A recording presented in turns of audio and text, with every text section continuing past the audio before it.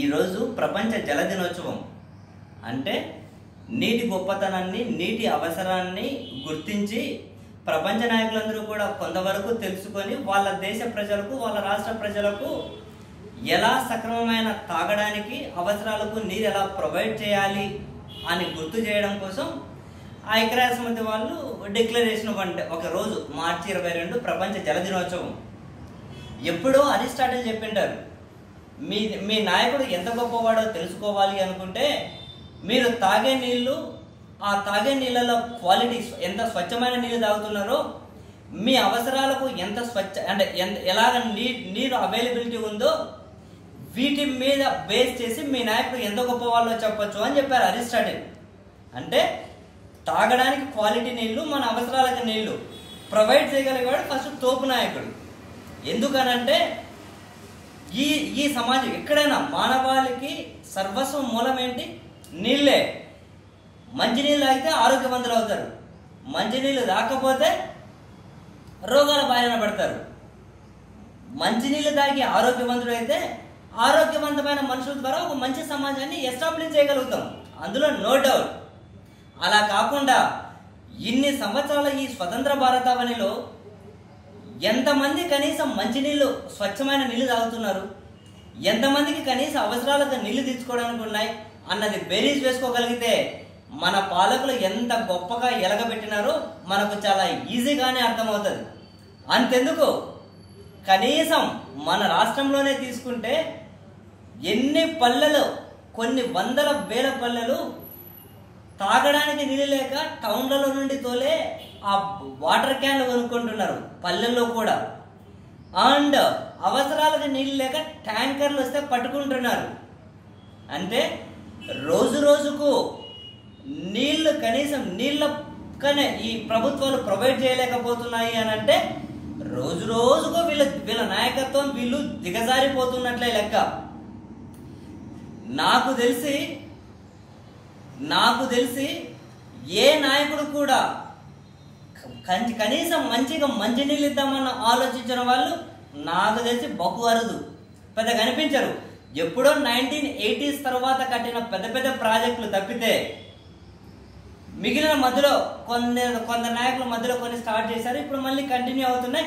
ఈ మధ్య కొంత వరకు మళ్ళీ, ఇంతకుముందు బహుశా నాకు తెలిసి రాజశేఖర్ రెడ్డి గారు ముఖ్యమంత్రిగా ఉన్నప్పుడు దీని మీద చాలా కాన్సన్ట్రేట్ చేసి మొదలెట్టారు.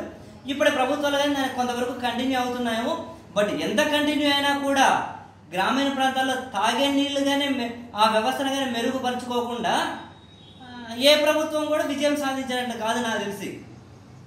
అండ్ ఇంకొకటి ఏంటి అని అంటే, చాలామంది మన మాదిరి సామాన్య ప్రజలు కూడా ఏమనుకుంటారు అని అంటే, ఈ సాగునీరు ఏంది, తాగునీరు ప్లస్ ఈ ప్రాజెక్టులు ఇదేదో పెద్ద తెలియని విద్య అనుకుంటారు. నథింగ్, ఏముండదు. ఎక్కడైనా వర్షం నీళ్ళు, ఒక నీటి చుక్క రావాలి అంటే పైనుంచి పడాల్సిందే, ఆకాశం నుండి పడాల్సిందే.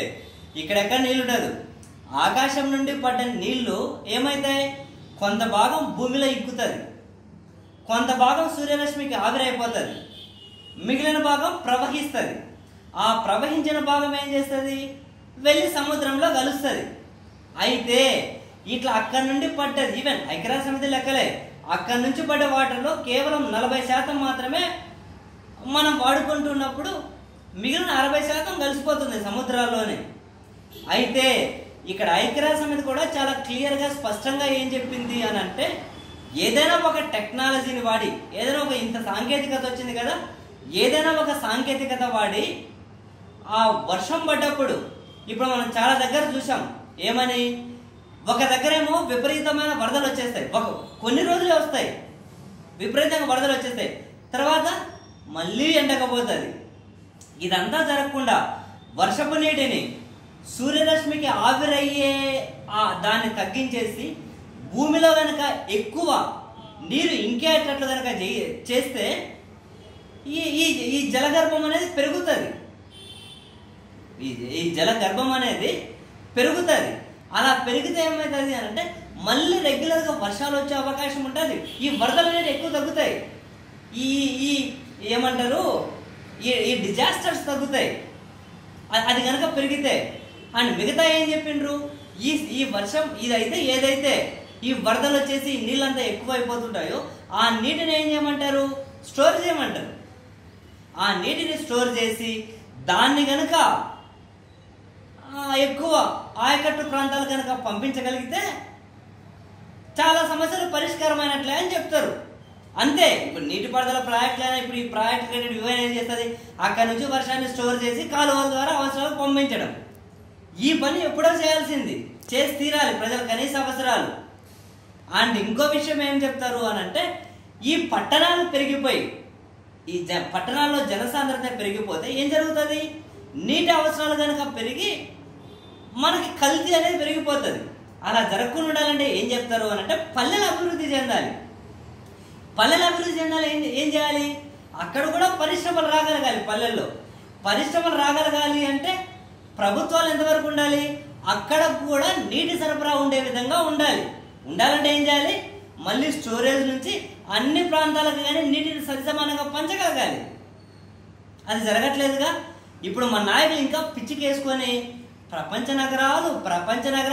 నగరాలు ఏడలేవు, ఈ అనకూడదు కానీ నాకు బూతులు చేస్తాయి.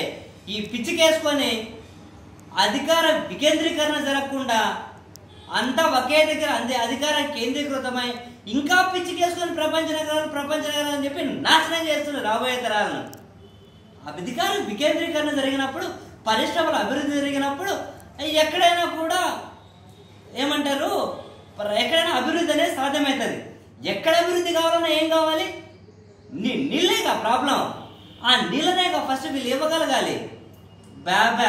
అటువంటివి ఏం లేవు. మనమేమో ఇవి ఆలోచించే విధంగా ప్రభుత్వాలను మనం ప్రశ్నించేది ఉండదు. మనకు వీటి మీద అంత ఐడియాలు ఉండవు. సమస్త రోగాలకి కారణం ఏం తెలుసా? నీళ్ళే. సమస్త రోగాలకి 5 సంవత్సరాల లోపు చనిపోతున్నటువంటి కొన్ని వేల లక్షల శిశు మరణాలు సంభవిస్తున్నాయి.